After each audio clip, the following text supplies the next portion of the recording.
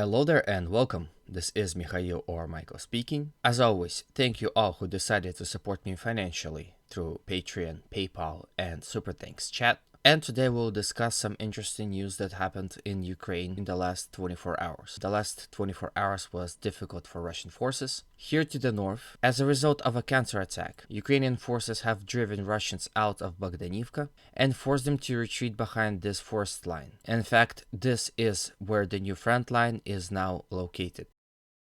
About this much territory was taken from the Russians near Bogdanivka. Ukrainians had also counterattacked Russians here along 00506 highway, recaptured portion of the trench lines that Ukrainians had lost previously, and made some pushes in this sector as well.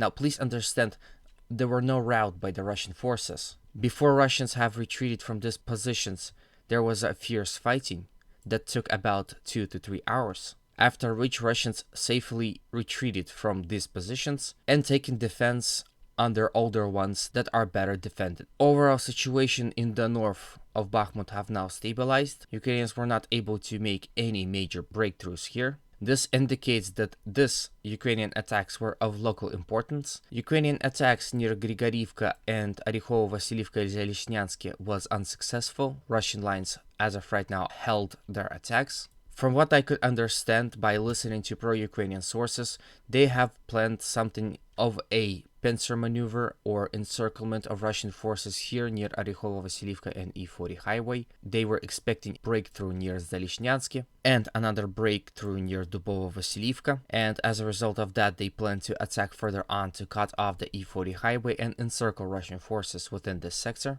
I also heard that they planned a more deeper attack, where the general attack would go towards Berihivka and here in the direction of Paraskaviivka, enveloping Russians even wider. Of course, those Napoleon plans did not work. Russian lines held strongly here in this sector. Same happened here. However, I'm sure Sako Imvanseti could be lost, as it's inconvenient to defend. But once again, Russians have strong defensive positions here around Krasnopolivka and Mykolaivka.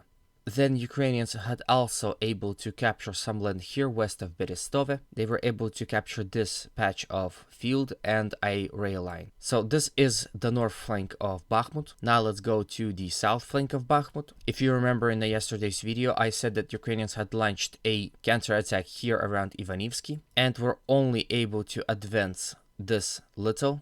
Russian positions around Klishchiivka is overall very strong and sturdy, and this is the proof of that. Also, Ukrainian attacks here to the west of Klishchiivka around the canal also failed. They were unable to cross the canal and establish any defensive positions to the other side of it. And overall, the south flank of Bakhmut as of right now is also secured. Ukrainians had also tried to attack towards Kurdyumovka and Ozornikivka without success as well. And also there were few waves of attacks from Druzhba towards Mayorsk here in attempt to capture the rail station, but nothing came of that and Russian forces claimed their victory here today. Back to Bakhmut, as we see overall situation with the flank is getting better. It is being reported that it started here with Russian lines collapsing. Basically a Ukrainian tank had penetrated. That video of Russians running away from a tank was pushed and forced along the entire media. That video gave pro-Ukrainian sources reasons to claim that the situation here is also a situation everywhere and that the same shameful display is happening all across the battlefield.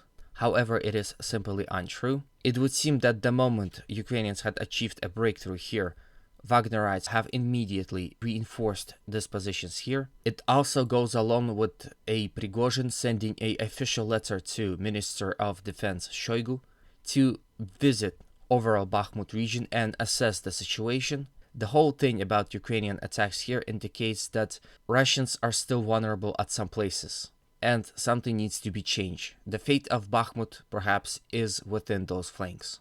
It would seem that Ukrainian forces had also understand that, and it would seem that those attacks were in attempt to prolong the siege of Bakhmut, not allowing Russians to capture it faster than they could.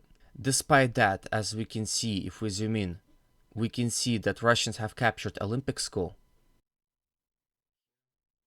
and were also able to advance along Street Medvedeva and Street Chernyakhovskого, and also gain control over this sector right here.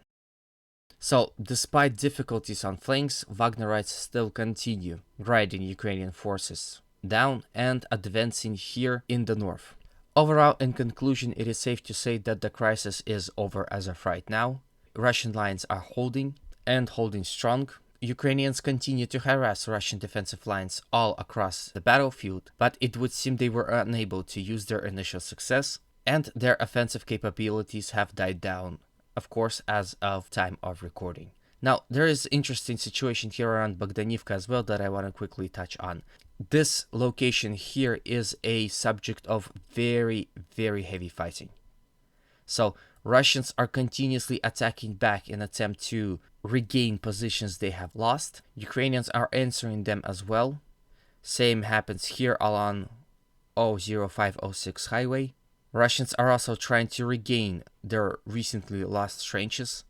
Perhaps this Ukrainian counterattack had prolonged the capture of Bakhmut for about 3 to 6 days. Then we have situation in Avdiivka. As a result of Russian attacks from overall direction of city Vasilievka and Kruta Balka, Russians were able to gain control over this much territory in the last 24 hours. As you can see, they are establishing more and more control over this highway. If we zoom in, we can see a settlement here, and from what I can tell, it's already been destroyed, so it would not provide Ukraine with so needed defensive positions. And I'm sure we might soon expect Russians pushing the front line around Kamyanka and Kruta Balka to these lines. So overall, this is the end of the video. It is still unclear how much damage Ukrainian counterattack here around Bakhmut had made. We will only know this in a few days.